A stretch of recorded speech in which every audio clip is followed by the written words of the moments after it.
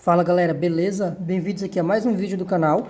Estamos aqui no curso de Cálculo Variacional e nesse vídeo eu vou trazer para vocês um teorema muito importante, que ele diz o seguinte, que o diferencial de um funcional diferenciável, para que esse diferencial exista, ele é único, tá? Então, quando você calcular diferencial de um determinado funcional, ele é único, não existe outro diferencial para este funcional, tá bom? Esse vídeo faz parte de uma playlist aqui sobre cálculo variacional e no vídeo anterior nós falamos sobre a diferencial e o variacional de um funcional, tá? Então vamos provar esse teorema por contradição, tá? Primeiramente, vamos lembrar que o diferencial, né, vamos lembrar aqui que aquele ΔJ, ele é a parte de um funcional linear na variação ΔY, né? Vamos lembrar disso. Então é o seguinte, a gente viu também que o incremento de um funcional, ele é justamente este funcional linear em ΔY, que é a diferencial, mais uma função epsilon, que tende a zero quando a norma desta variação aqui tende a zero, né? Então, isso daqui é linear, esse epsilon tende a zero quando a norma da variação do argumento y tende a zero também, tá? Então, vamos provar isso daqui, tá? Primeiramente, quando você quer provar unicidade, é muito comum você supor duas soluções, duas possíveis soluções, criar ali um objeto que seja a diferença dessas duas soluções, né? Cria uma outra solução que é a diferença dessas duas, e aí vai fazer as continhas para poder provar por contradição. Vamos fazer aqui do mesmo jeito, tá? Então, vamos supor que o diferencial j, tá? Ele não seja único. Vamos supor que ele não seja único. Então, se ele não for único, esse meu ΔJ, ele vai ser um L1, tá? Mais uma função ε1, norma de ΔY. Se ele não é único, então existe um outro funcional aqui, um L2, e uma outra função aqui, ε2, digamos. Então, esse mesmo funcional poderá ser escrito assim. Tá bom? E aí eu quero mostrar que não tem jeito, tá? Esses dois aqui vão ser iguais, tá? Aí é o seguinte, esse ε1 tende a zero quando a norma da variação desse argumento tende a zero, e esse ε2 também tende a zero quando essa norma tende a zero. Esse daqui é linear em ΔY e é o diferencial desse funcional j, e esse L2 também é linear e também vai ser um suposto diferencial, né? Um suposto segundo diferencial desse j aqui, tá?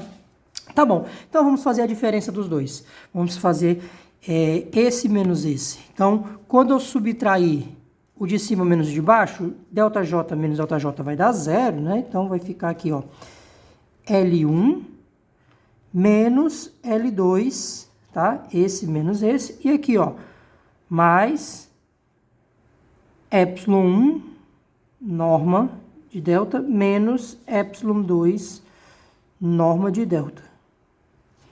Tá bom? Beleza, eu vou isolar esse daqui, esse L1 menos L2, ou seja, passa esse daqui cai pro outro lado. Então, a gente tem o seguinte, a gente tem que L2 de y ΔY menos L1 de y e ΔY, ele vai ser igual, ó, se não é verdade, ε2 menos ε1 delta, tá? Passei para o outro lado, ficou dessa forma. Aí o seguinte, gente, olha, essa norma aqui, isso aqui é um número, tá? É uma norma, é uma distância, é um comprimento. É um comprimento dessa função aqui, ΔY. Não seria bem o comprimento, né? A norma dele, tá? Comprimento fica uma palavra meio inadequada. Mas isso aqui é um escalar, é um número, então eu vou passar ele aqui dividindo.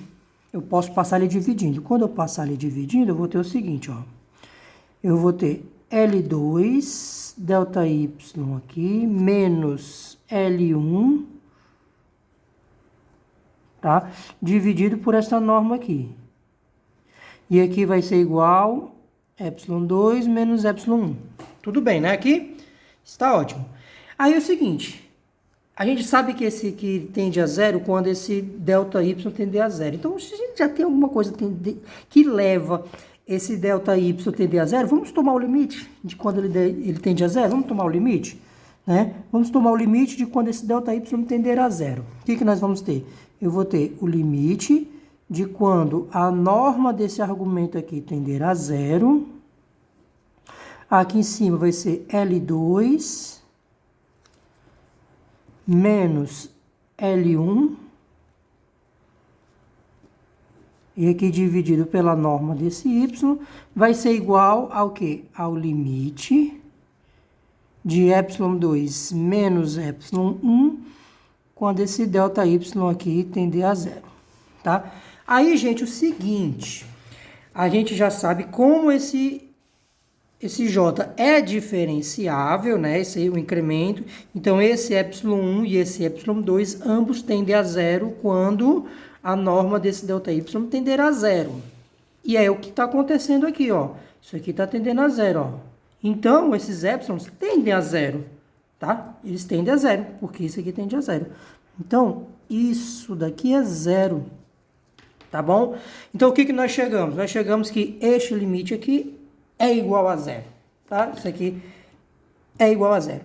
Aí, qual é a questão aqui? Nós temos que mostrar agora que essa quantidade aqui, este limite aqui, sendo igual a zero, necessariamente, o que tem aqui em cima tem que ser igual a zero, tá? Se o que tem aqui em cima for igual a zero, então esse L2 é igual a esse L1.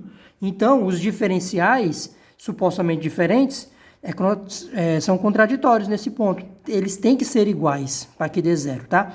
Então, vamos provar isso. Isso aqui é um lema. Tá? É um lema. Este limite aqui está sendo igual a zero.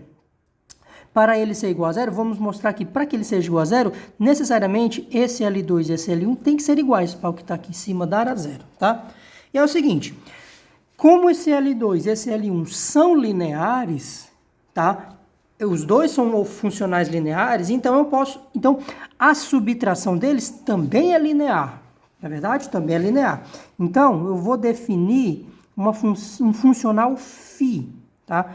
Φ de y e ΔY, vou dizer que ele é o L2 de y ΔY menos o L1 de y ΔY, tá? E aí é o seguinte, nós temos que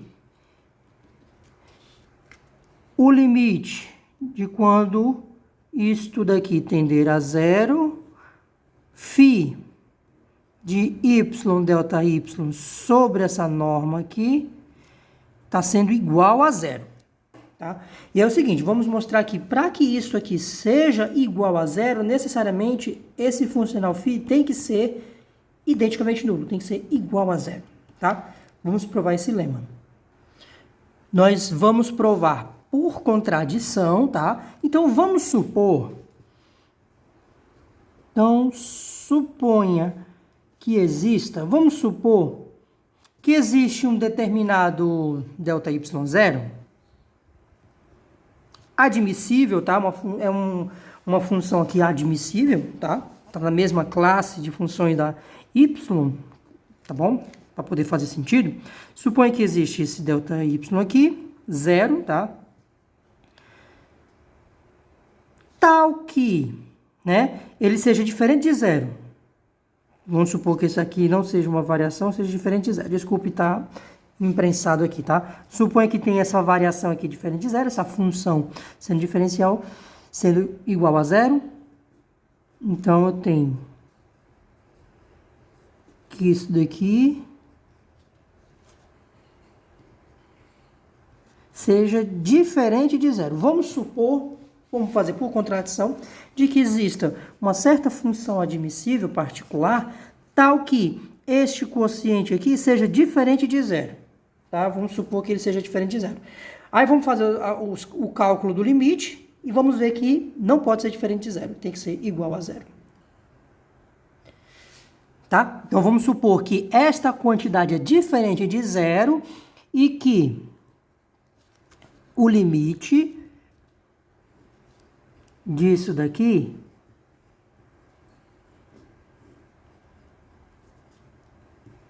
quando essa norma de ΔY zero, porque agora é uma funçãozinha específica, tá? Tender a zero, seja igual a zero, tá? Vamos mostrar isso. Porque, veja, se esse negócio aqui for diferente de zero, então o L1 e o L2 são diferentes, tá? Eles vão ser diferentes. Agora, se ele for igual a zero, aí o L1 e o L2 tem que ser iguais entre si, tá? Então, vamos fazer isso daqui. Esse limite aqui, nós podemos, sem perda de generalidade, redefinir a nossa função aqui como uma mudança de escala, tá? A gente pode redefinir ele da seguinte forma. Eu vou pegar esse ΔY zero aqui, eu vou redefinir uma outra função escalonada, tá? Vai ficar o seguinte, eu vou chamar, vou colocar aqui, seja ΔYn, tá? Isso aqui vai ser esse ΔY0 sobre n. Não tem problema isso daqui, eu estou fazendo uma mudança de escala, tá? Vou fazer uma mudança de escala. Então, esse limite aqui, quando esse camarada aqui tender a zero, não é a mesma coisa que esse n tender para o infinito? Na verdade, eu tomar esse limite quando ele vai, esse ΔY0 tender a zero, é a mesma coisa que eu fazer esse limite aqui quando esse n tender para infinito, né? Então, a gente tem esse limite aqui, ó, limite de quando n tender para o infinito, φ de y, aí aqui é ΔY0 sobre n, tá? E aqui embaixo, norma de ΔY0 sobre n, tá? Esse n aqui é um número, tá bom? É um número, tá? É um número real aqui. Beleza. Isso daqui vai dar o quê? Olha só, o funcional φ é linear. Se ele é um funcional linear, essa constante aqui, esse número pode sair dele aqui, tá? Tem no vídeo anterior, para que se você chegou agora nesse vídeo, o vídeo anterior da playlist trata de funcionais lineares. Então, aqui vai ficar o limite de isso aqui tender para o infinito. Ó, esse n pode sair, então vai ficar 1 sobre n y ΔY0, tá? Aí esse daqui, como é que fica esse camarada aqui? Veja só, esse pedacinho aqui, ele vai ficar a mesma coisa que 1 sobre o módulo de n, norma de ΔY0, tá? Como esse n está tendendo para o infinito positivo, então 1 sobre a norma de 1 sobre o módulo de n é igual ao próprio 1 sobre n, porque o n é positivo, tá bom? Então aqui vai ficar 1 sobre n, e essa norma desta função ΔY0 admissível, tá? Uma função específica e ela é admissível. Ela pertence ao mesmo espaço do y, tá? Olha só, quando isso aqui tende a zero. Aí isso daqui vai ficar somente o limite de φ de y ΔY, norma de ΔY0, quando esta norma de ΔY0, desculpa, quando n tender para o infinito, o n tende para o infinito, aqui não tem n, não tem n aqui. Se não tem n, isso aqui fica exatamente igual ao próprio φ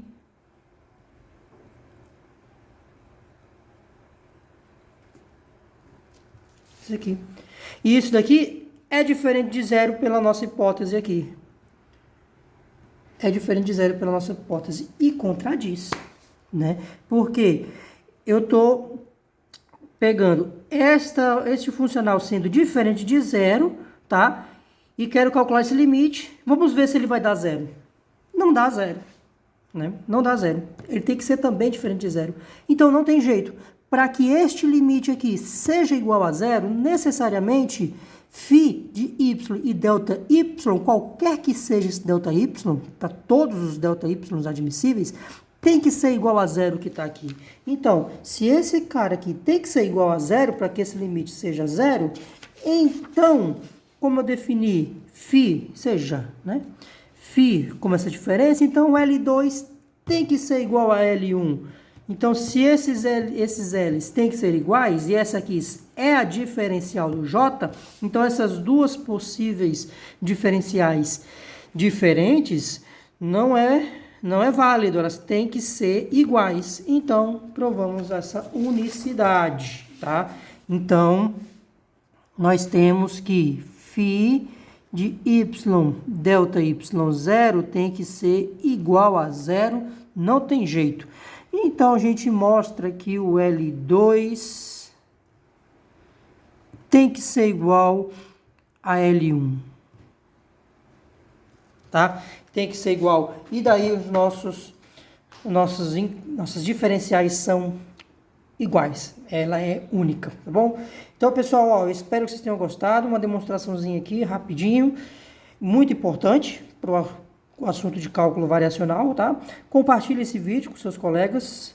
Deixa o like, tá? Vamos difundir o conhecimento. O conhecimento é livre e liberta, tá? Então, bons estudos para vocês e até o próximo vídeo.